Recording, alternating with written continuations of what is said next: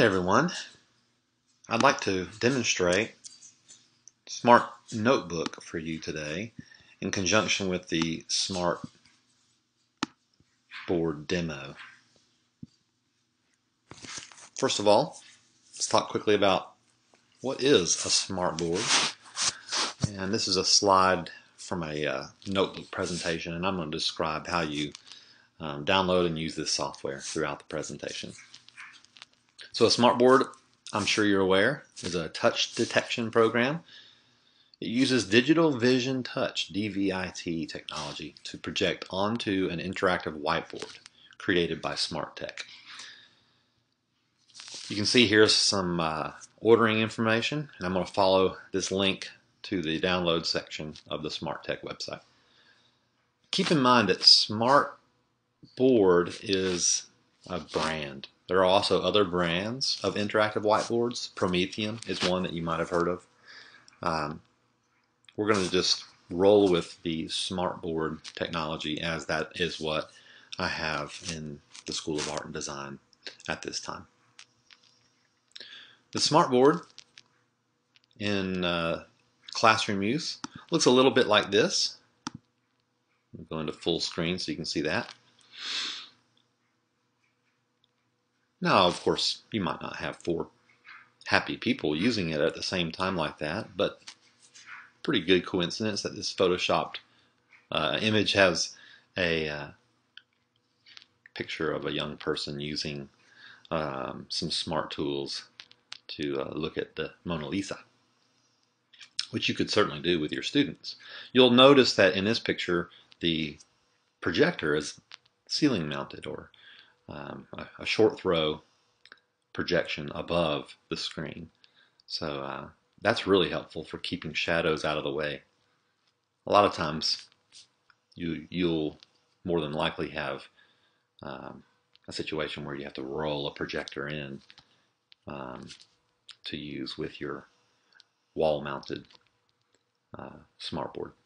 But there are all kinds of different configurations. I'll show you what we have in the School of Art and Design in just a little while. All right, using a smartboard in the K-12 art classes could be helpful for several different things.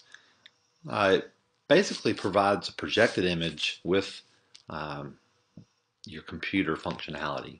It makes it easier for students to interact with their lessons. That's my hope. Anyway, that's what I really want to encourage us to think through with this particular section of study. With the Smart Pen tray, which I'll show you in a little bit, the sensors detect the pen or eraser that are selected in the same way that a computer sketch program would. Think about some things using a smartboard in your classes. For example, explaining 1 or 2 point perspective using rulers in a famous piece to show the horizon line, vanishing point, and orthogonals.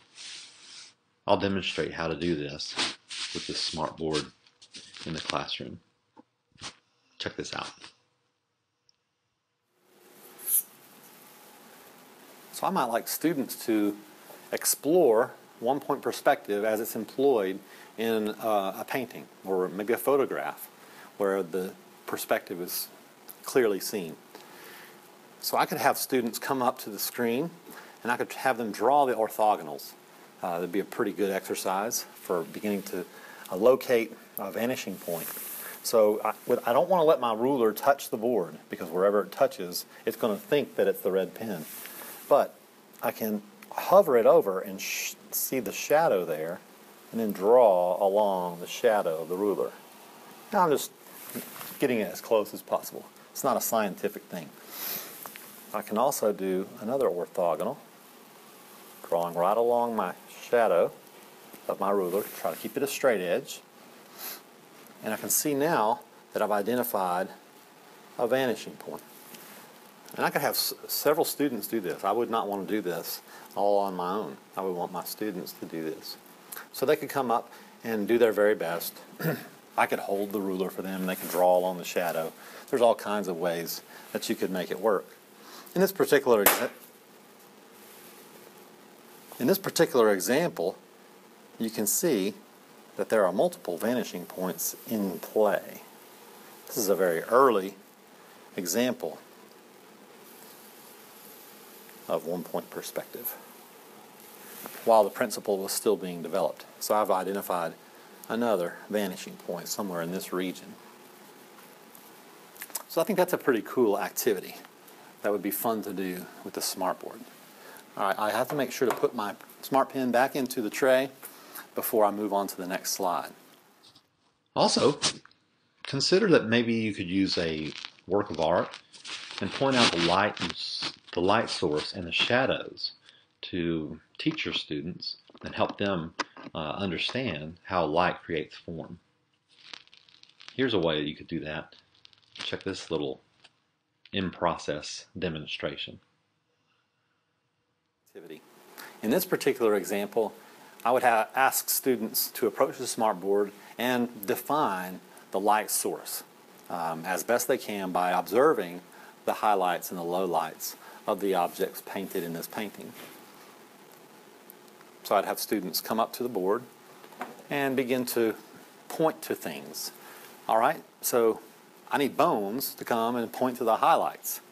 Bones, come on over here and point to the highlights. Please make sure you draw that by touching it with the pen.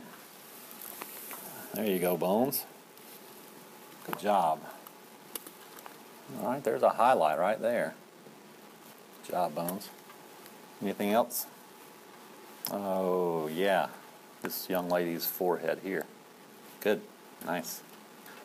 Anything else? All right. Great work. A+ today for you, Bones. Here we have some highlight as well.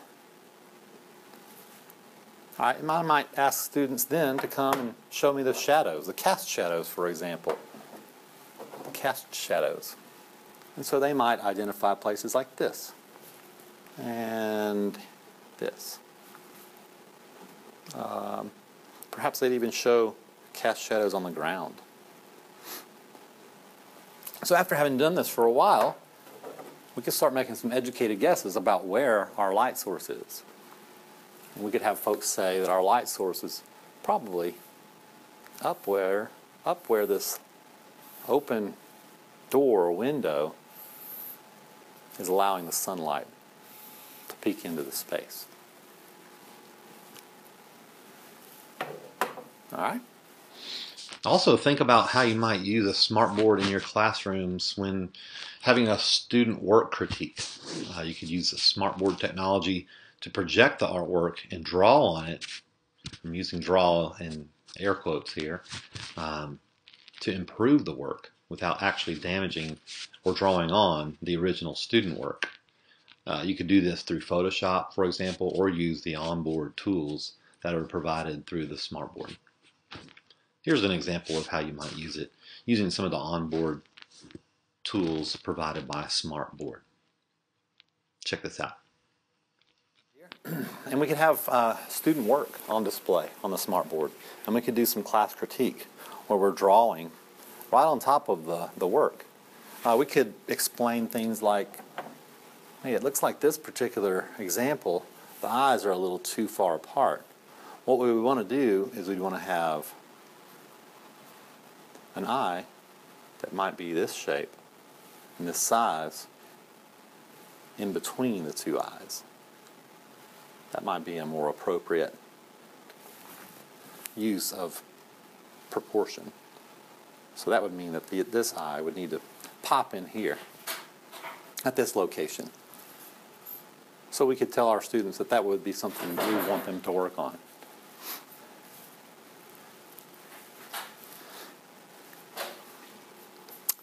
So we have an option, of course, as well to encourage our students to do a good job. Make sure your volume's up, and then you could tap on the little sound icon and provide your class with a round of applause. Good job, Bones. All right. One more little thing I wanted to show you is the some of the interactive tools that come in with the Smartboard notebook software. This one's kind of cool. I think this would be neat for classroom situations where if you're in an elementary school classroom, for example, and you have color-coded tables or groups. This would be a way for us to know who gets to take up the pencils and who gets to go wash their hands first and who gets to take their work to the drying rack first, and so on and so forth. So it's a little color wheel spinner that you can use to randomly select those particular groups. I like this one too. This is an idea about weights, and you can click on the add or subtract buttons to make the weight go up and down. You can see how that does a pretty nice job of visually showing and describing visual balance. So there are many other interactive elements, including the sound that you just heard from the last slide. All right, so let's talk about how you actually create a presentation with Smart Notebook, which is a software provided by SmartTech to accompany the Smartboard product. You could click on this icon in your computer after you've downloaded the Smart Notebook software from SmartTech. And then you can choose to watch the tutorial or the provided sampled presentation, and then go to File and click New. Or you could just go to File and click New once you've become familiar with how to use the basics of the program. Let me escape from this particular presentation, and let's follow a link over to the SmartTech website. When you go to smarttech.com, you'll find a home page which has a link to the education section. Then you can look at the products, and then you can look at the downloads. That'll bring you to this particular page, or something very much like it. There's some construction going on at the SmartTech website. In the downloads section, you'll need to be you'll need to select the version of the Smart Notebook collaborative learning software that you will need for your particular computer operating system. If you click on that button, you'll see that you have several versions for both Mac and Windows, and then just a couple for Linux. So once you've selected it, the proper one for your particular operating system, you'll want to click on it, read whatever kinds of support documents and additional activation options you'd like to select, and then click the download button. That'll prompt a download. I'm not going to click that button as I already have the software downloaded and installed. Once you've downloaded it and installed it, and then clicked on step 2, clicked on the icon, followed step 2, and started a new file, you'll be presented with a screen that looks something like this. This is your workspace in Smart Notebook. You have here some option tools along the top of the screen, which provide you with your tools that you'll use for building your Smart Notebook presentation. And then you'll see here that there are tabs along the left-hand side of the page that provide you with access to different areas of content, different ways to accentuate your Smart Notebook presentation. All right. The top tab are your pages in your Smart Notebook presentation, and so that's the way in which you'll move through the presentation, adding pages along the way by clicking this plus page button down here, or deleting pages by clicking this X, red X, to delete pages from your presentation. And you can just move up and down this list. You can click directly on the particular page thumbnail that you'd like to work on. Okay, so let's go back in here. Let's look at this particular page in full screen.